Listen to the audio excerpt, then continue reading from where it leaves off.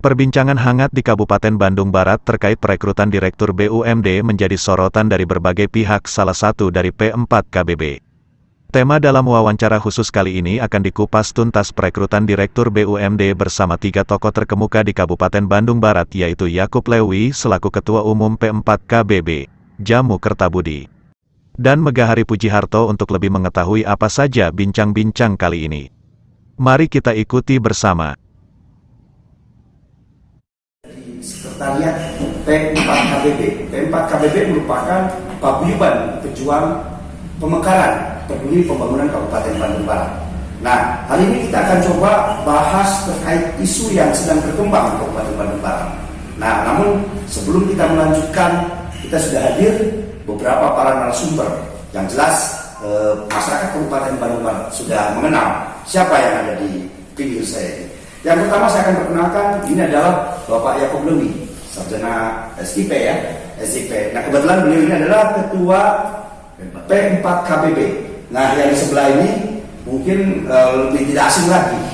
Ini kebetulan adalah Bapak Megahari Pujiharto. Nah, kebetulan beliau ini sebagai Dewan Penasehat. Nah, yang di samping saya ini tokoh yang sudah sakral juga di Kabupaten Bandung Barat maupun di Kabupaten Bandung. Beliau adalah salah satu tokoh yang dulu pemekaran Kabupaten Bandung Barat, yaitu Bapak Jamu Kertabudi. Nah, selamat sore semua Pak. Nah, begini Pak, kita ini akan mencoba ini dengan siapa dulu nih kira-kira? Pak Yakub dulu ya. Nah, Bang, ini kan ada isu yang berkembang di Kabupaten Bandung Barat terkait perekrutan. Ini sementara ada yang namanya akun PLT yang mengumumkan, terus website Disnaker. Nah, ini kira-kira gimana nih menurut Abang sebagai Ketua P4KBB ini, Pak?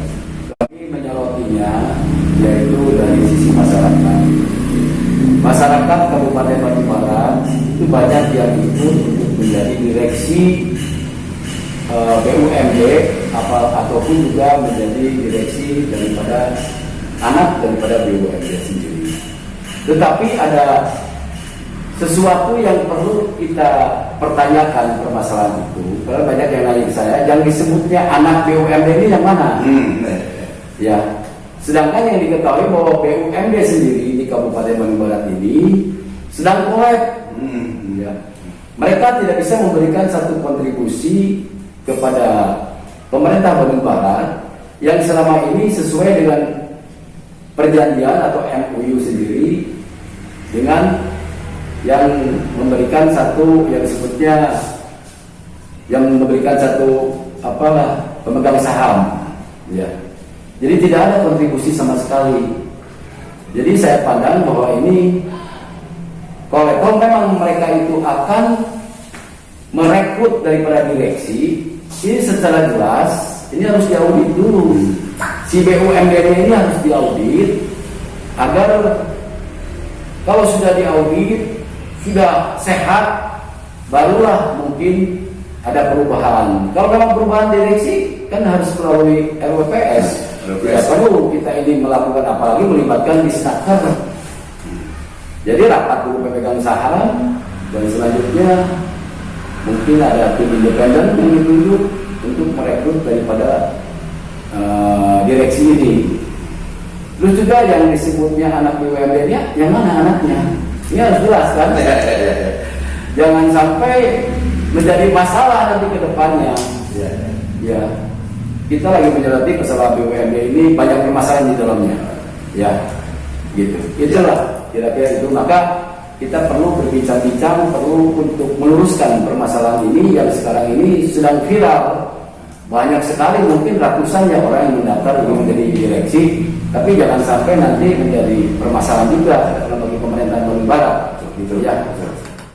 Nah, ini barangkali sangat menarik nih, Mas Mega ini kira-kira bisa menanggapi nih, kok bisa caranya seperti ini nih? Kalau saya melihat ini ada 3 website ya. Nah, kira-kira menanggapi seperti apa? Jadi begini, kalau kita melihat dan berbicara BUMD KBB ini sebenarnya sudah holding ya, sudah holding. Artinya BUMD ini kedepannya akan punya anak perusahaan ya. Cuman persoalannya rekrutmen ini direksi yang mana? Artinya anak perusahaan yang mana, jenisnya apa, ini nggak jelas semua ini. Ya, artinya contoh seperti Kota Bandung saja. Di sana ada perusahaan daerah PD yang notabene adalah perusahaan dari BUMD di Kota Bandung. Ada kebersihan, ada parkir, dan ada pasar. Ini anak perusahaan dari BUMD. Di kita, kalau ini harus dilakukan, ini contoh, ya. Artinya yang tadinya PD pasar akan dibentuk, tentunya harus ada perubahan payung hukum, ya. Yang tadinya masuk di dalam UPD Dinas Perdagangan dikeluarkan. Artinya perdanya harus ada revisi SOTK yang di dalamnya ada anak perusahaan yang akan dibentuk, ya. Sejalan dengan adanya perubahan SOTK untuk dinas terkait, ya, contoh tindak pasar, isu dan DPKAD akhir, ya, kebersihan lingkungan hidup, kan itu ya. Ini harus ada, ya. Terus yang kedua adalah payung hukum anak perusahaan itu sendiri, holdingnya jelas, hingga anak perusahaan ini harus dipayungi juga dengan dasar dikeluarkannya dari OPD, ditampung di sini, ya. Yang dua-duanya sebetulnya punya Pemda, nggak ada masalah, itu hanya pindah saja. Tapi harus jelas rekrutmen anak perusahaan ini yang mana ini. Itu tadi saya bicara contoh, ya, rekrut calon direksi. Otomatis kalau holding namanya perusahaan daerah itu direkturnya pasti merangkap direksi, ya. Nah sekarang dibuka rekrutmen putra putri terbaik yang mau dipimpin perusahaan apa, ini kan sudah jelas. Sekarang sudah jelas. Saya bolak balik, saya baca yang mana. Oleh karena itu kita perlu bicara bersama bahwa ini sebagai bahan masukan Pemda KBB.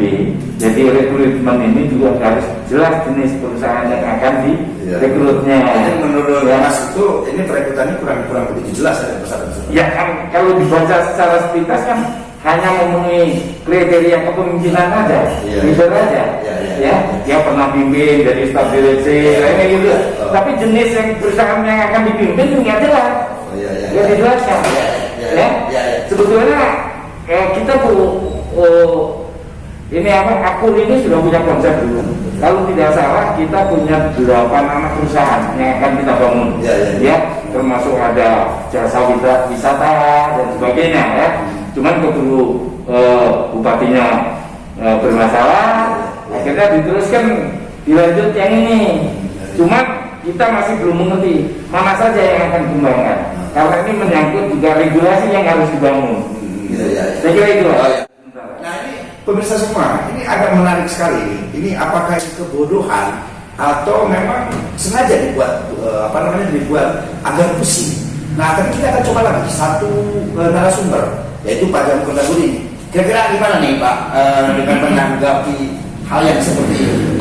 Ya, jadi secara normatif yang namanya BUMD itu kan ada 2 jenis.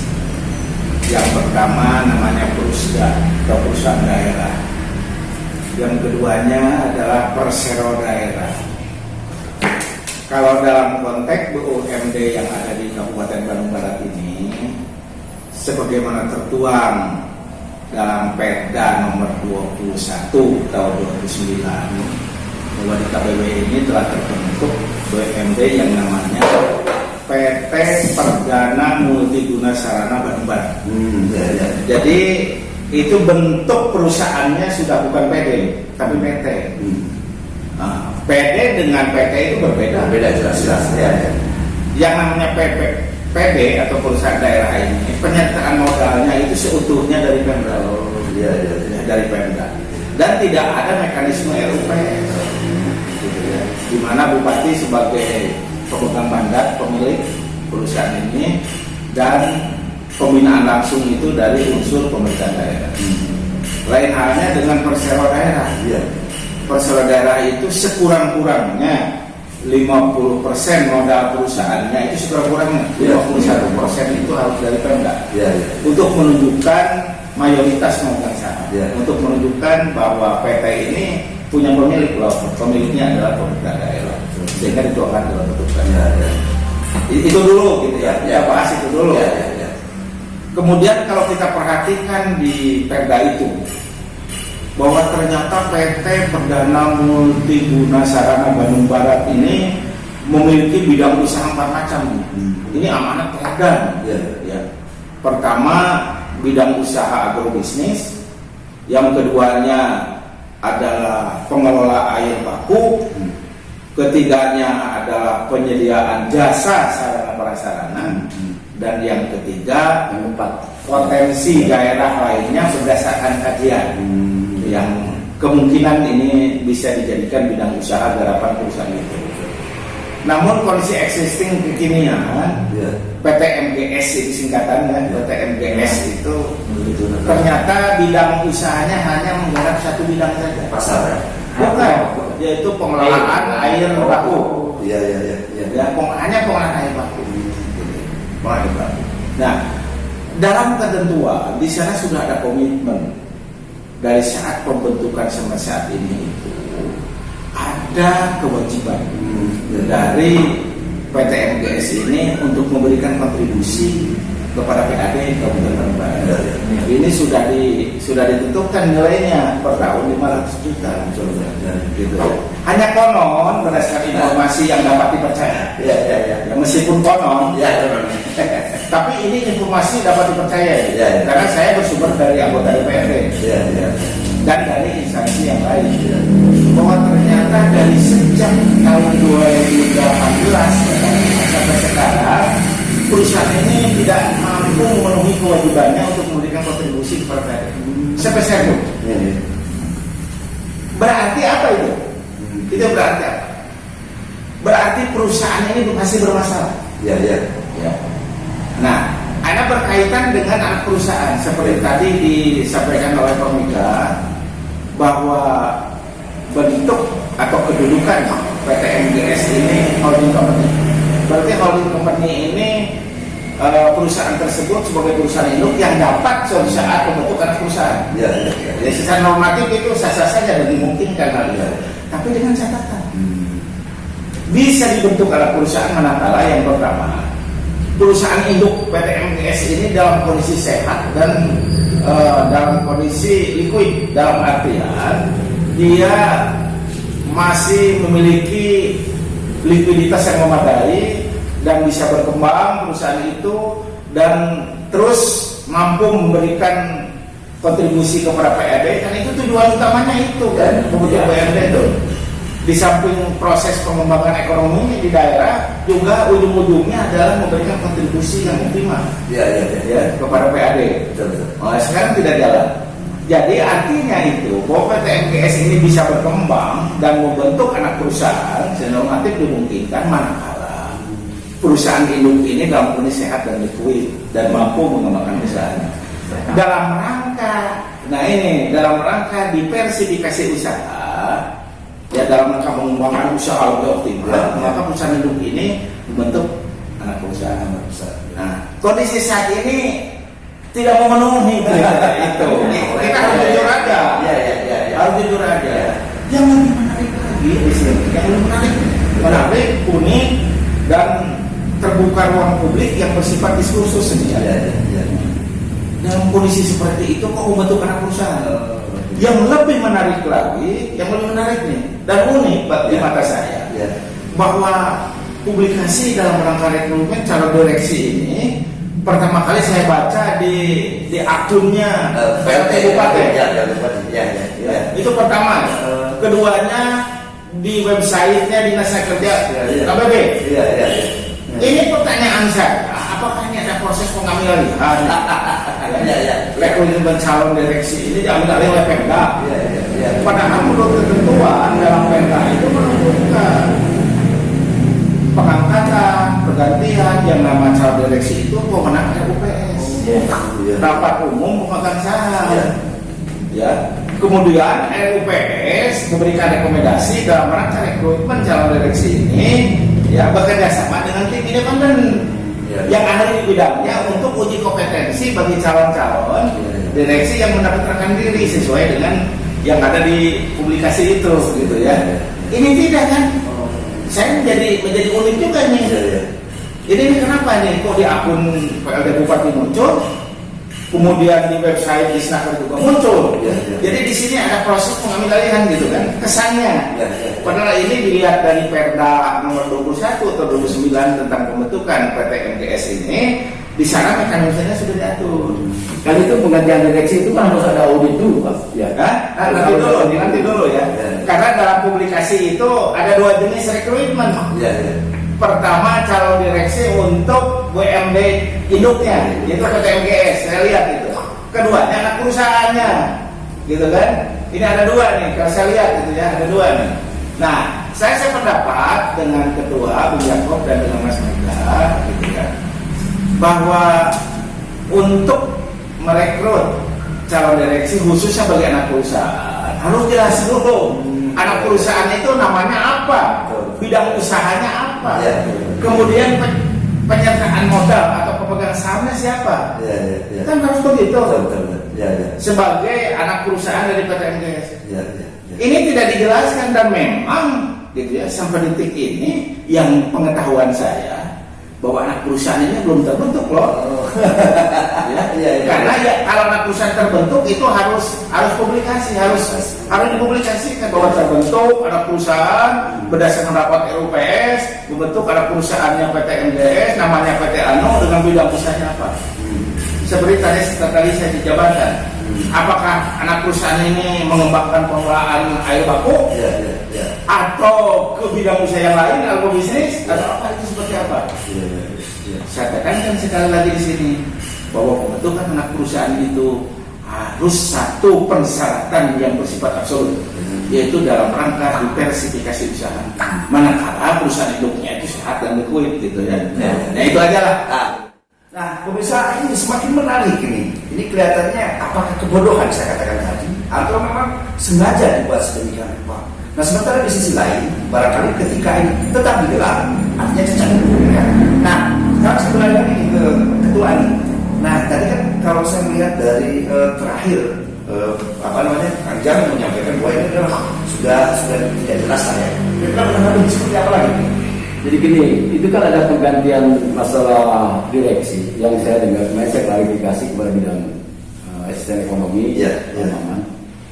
Itu di mana penggantian direksi itu kan harus ada audit. Karena saya mencurigai adanya hal-hal yang kurang baik manajemen daripada PT MGS ini. Jadi ini harus ada audit independen yang jelas. Kalau memang ada penggantian direksi ya harus diaudit dulu. Jangan semua aja yang akhirnya tahu-tahu di dalam audit itu juga tidak beres auditnya nanti. Itu kan harus ada pertanggungjawaban kepada direksi yang sekarang. Gitu. Saya kira apa dikatakan senior Pak Jamu, Kang Mega, ini masukan kepada pemerintah Kabupaten Bandung Barat untuk berhati-hatilah dalam rekrutmen ini, jangan sampai menimbulkan nanti kegaduhan. Karena kita anak perusahaannya nggak jelas. Biasanya kalau satu lamaran kerja ini kan jelas ini, PT-nya jelas, bergeraknya di bidang apa, disesuaikan dengan disiplin ilmunya. Kalau itu bidang permesinan mungkin kita cari insinyur, bidang pertanian mungkin kita cari sarjana pertanian, gitu kan?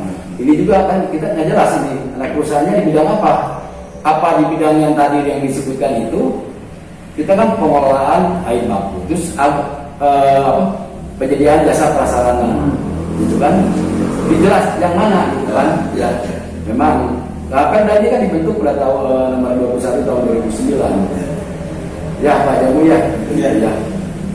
Jadi PT MGS ini ya mudah-mudahan lah apa yang kita beri masukan ini menjadi pemikiran pada pemerintah Bandung Barat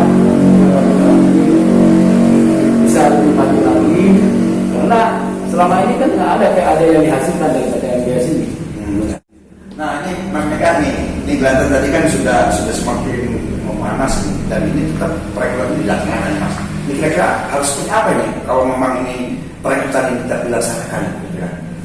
Jadi kalau saya sependapat nih dengan Kang Jamu ya, harusnya kan RUPS ya dilaksanakan dulu. Ya. Ya. Karena biar bagaimanapun juga itu sebetulnya merupakan keputusan tertinggi sebelum kita rekrutmen yang lain, gitu ya. Jadi RUPS kalau memang direksi yang sekarang tadi kan katanya ada induknya yang terus diganti dan akan dibuat yang baru anak perusahaan. Ya kita RUPS dulu induknya. Pertanggung jawabnya seperti apa di dalam RUPS itu, karena di sana ada pemegang saham, ya. Pemegang saham itu ada Pemda, ada koperasi PNS Pemda, ada, ya. Nah, kan kebetulan ya, nah, itu ya. Artinya ini yang harus jelas dulu, ya. Nah, karena pemberhentian ini kan tidak serta merta. Yang jelas kegagalannya sudah ada, kontribusi terhadap pemerintah daerah tidak ada. Ya. Ini sudah. Tadi dikatakan oleh Kang Jamu tidak liquid, ya. Nah, gitu ya, tidak sehat sebetulnya ini kan gitu. Oleh karena itu nggak usah melangkah lebih dulu, RUPS dulu pertanggungan jawab, ya. Tadi ketua sudah bilang bahwa kalau perlu diaudit, ya gitu ya, sampai sejauh mana, baru kita adakan rekrutmen, ya. Tentunya itu juga keputusan dari RUPS, ya, kan gitu. Tidak bisa berjalan sendiri, jangan diambil oleh Pemda. Seperti saat ini kan seperti diambil alih, ya, gitu ya, kan gitu. Padahal dalam perjanjiannya tidak seperti itu. Saya kira itu saja kita ingatkan bahwa biar bagaimanapun juga Pemda ini punya kita semua, ya, artinya tidak hanya milik birokrasi tapi milik masyarakat Kabupaten Bandung Barat. Kita pengen bahwa BUMD yang dibentuk ini memberikan kontribusi termasuk profit terhadap pemerintah daerah, tujuannya ke sana. Karena kalau hanya serta merta pelayanan, namanya bukan BUMD, kan gitu. Ya, ada layanan sendiri, BLUT, ya, badan usaha ini, ya, nah, gitu. Berbeda dengan BUMD, ya. Saya kira itu. Nah, sampai 35 zaman dulu ya, kalau nggak salah ya. Ya, benar lah, ya. Nah, ini satu lagi nih Pak Jamu. Tadi kan ini tetap perekrutan ini tidak dilaksanakan nih Pak ya. Jadi artinya ini kalaupun nanti produk ini hasil jadi ya yang direkrut itu berarti artinya kan secara hukum. Nah kira-kira menanggapi seperti apa nih untuk masalah seperti ini? Saya sependapat dengan Mas Mega bahwa saya ini berserta 3 orang yang hadir di sini narasumber sebagai bagian yang tidak terpisahkan dari masyarakat Kabupaten Bandung Barat. Dan 3-tiganya ini sampai detik ini berKTP Bandung Barat. Dengan demikian ada kewajiban moral. Meskipun kami bertiga berada di luar sistem, kami bertiga sudah bersepakat tidak akan berdiam diri kalau sudah berbicara tentang bagaimana caranya Bandung Barat dalam kondisi yang sekarang lagi terpuruk dalam tanda petik di sini ya bisa berkembang, melakukan perbaikan sehingga KBB sesuai dengan marwah tujuan perjuangan dulu yang dipelopori oleh KPKBB itu betul-betul secara bertahap berkesinambungan menuju ke arah yang benar. Itu kan prinsipnya gitu. Sehingga tinggal sekarang PLT perangkat daerah yang ada di sana termasuk termasuk di internal TMPS ya. Ungkapan kritik masukan dari kami bertiga ini diperankan diposisikan sebagai apa silakan bebas-bebas saja. Tapi bagi saya sebagai pribadi pertimbangkan kembali. Saya ada satu hal yang pasti dalam konteks sekarang. Ada political will dari bupati bersama pemerintah daerah, gitu ya, untuk bagaimana BUMD itu hidup, berkembang, sehat dan mampu memberikan kontribusi bagi perekonomian daerah sekaligus kontribusi bagi daerah. Itu kan gitu. Gitu. Political will-nya sudah jelas. Anda dalam tataran implementasi political will ini jangan segan-segan untuk menerima kritikan. Semacam kritikan ini konstruktif dan konsepsional untuk demi kemajuan KBB ini. Nah, tinggal persoalan bagi saya satu itu ya, sampai sejauh mana mereka ya mendengar dan menerima masukan dan kritikan dari kami bertiga itu. Kemudian kedua dari saya pertimbangkan kembali kebijakan seperti itu. Dan yang terakhir, harus ada publikasi secara komprehensif sebelum ada rekrutmen pada mantan direksi. Ya. BUMD kita ini kedudukan perkembangannya seperti apa sih? Gitu ya kan?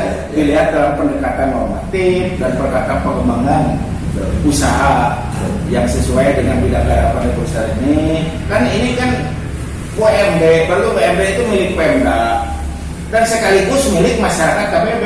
Itu pasti itu milik masyarakat KBB. Sehingga harus ada sosialisasi yang komprehensif. Jangan ada sesuatu yang ditutup-tutup. Ya, ini hanya sebagai pribadi saya pribadi. Saya ditutup punya skenario tertentu untuk membentuk, meskipun tujuannya bagus untuk membentuk perusahaan, tapi ini ada langkah-langkah yang sebetulnya patut diperbaiki gitu ya. Sehingga jangan sampai masyarakat termasuk diri saya berasumsi negatif. Kan begitu. Betul. Jangan salahkan saya kalau berasumsi negatif, gitu ya. Karena sosialisasinya sangat minim. Publik. Tahu-tahu ujung penerimaan sama direksi aja. Kan itu begitu. Jadi harus ada sosialisasi dulu lah. Mari kita berdiskusi dalam hal ini. Apalagi kami bertiga ini ya sedikit-sedikit punya ilmu, punya pengalaman lah, gitu ya, yang minimal bisa didengar dari rasa tanggung jawab moral. Gitu. Saya kira itu. Oke pemirsa, kita masuk ke sesi ketiga. Ini mungkin kita akan minta pendapat dan paling tidak menyampaikan kepada PLT Kabupaten Bandung Barat, Bapak Haji Kurniawan, terkait dengan suara yang hari ini terkait dengan perekrutan BUMD ini. Kita akan dengar apa yang menjadi usulan kepada PLT Kabupaten Bandung Barat. Oke, mulai dari Pak Jamu dulu Pak. Kira-kira Pak usulannya apa nih kepada PLT Kabupaten Bandung Barat Pak? Biar didengar langsung sama warga. Usulan tentang apa? Terkait yang ini Pak, adanya perekrutan ini Pak. Oh, tadi saya sudah bicara itu. Ya artinya Bapak bisa disampaikan langsung khusus Pak. Kalau tadi kan secara umum. Nah hari ini mungkin bisa minta pendapat dari Bapak tuh untuk PLT. Karena ini kan berkaitannya dengan akun PLT ini. Kan ini sudah salah ini kalau menurut ini kan, karena ini bukan ranah Pemda Pak. Artinya sebenarnya seolah-olah ada pengalihan. Itu loh Pak. Nah seperti itu barangkali. Ya saya secara pribadi kepada PLT Bupati Bapak Haji Kurniawan, saya sangat mendukung karena tidak ada pilihan lain bagi masyarakat bahwa Pak Hengki ini sebagai pimpinan tertinggi di Kabupaten Bandung, ya dalam rangka sampai kepemimpinan ya pelanjut ya dari satu paket visi akurnya ini sampai dengan tahun 2023. Jadi yang harus diamankan bagaimana visi Bandung Barat sesuai dengan Perda yang ditetapkan bahwa kepimpinan Umar dan Kurniawan itu mengemban amanah yang sangat luar biasa bagaimana mengimplementasikan visi akurnya ini demi kepentingan masyarakat banyak. Nah ini suatu komitmen yang dituangkan dalam bentuk dasar hukum yang sangat tertinggi di daerah ya, yaitu Perda. Perda itu sifatnya mengikat secara hukum, bukan hanya mengikat PLT Bupati, mengikat masyarakat dan DPR dan semua komponen masyarakat KBB itu. Nah, jadi kalau ada nada-nada sumir, ya, nada-nada yang kelihatannya bersifat kritik dan sebagainya, itu harus ditangkap secara positif. Itu kan kofil dari saya kepada PLT Bupati, karena menurut saya kalau pemimpin tanpa kritik itu sangat berbahaya. Pemimpin tanpa kritik itu sangat berbahaya. Dan tidak semua kritik ini baik, tapi tidak semua kritik itu jelek, dan tidak semua kritik ini mengandung kebenaran, dan tidak semua kritik ini mengandung ketidakbenaran. Dan saya punya keyakinan kalau toh ini bersifat kritik dari kami bertiga kepada PLT Bupati, tangkaplah secara positif, dan ini merupakan kritik konstruktif. Ya, betul ya. Diperlukan ada proses tindak lanjut dari political will-nya PLT Bupati ini beserta jajarannya agar betul-betul lah dari detik ini ke depan ini fokus saja kepada perbaikan demi kepentingan implementasi visi akurnya ini. Saya kira itu aja. Ya. Nah bersambung ke Mas Megan Mas, satu hal yang mungkin kepada PLT ini barangkali memberikan masukan, bukan hanya mungkin untuk ini saja nih, ini yang lain. Silakan Mas. Terima kasih ya. Jadi saya kepada PLT berharap karena beliau adalah penerus, ya, terus dari kepemimpinan aku ini sampai 2023 berpijaklah pada aturan yang ada, ya, tidak mengada-ada, ya, dan tanggapi kritik secara positif, ya, bahwa kami ini termasuk orang yang peduli terhadap Kabupaten Bandung Barat, ya, sehingga apa yang akan jadi tujuan pemekaran ini bisa tercapai, ya, yang selama ini sepertinya semakin menjauh, dari tujuan pemekaran. Oleh karena itu harus mau setback kembali kepada sejarah.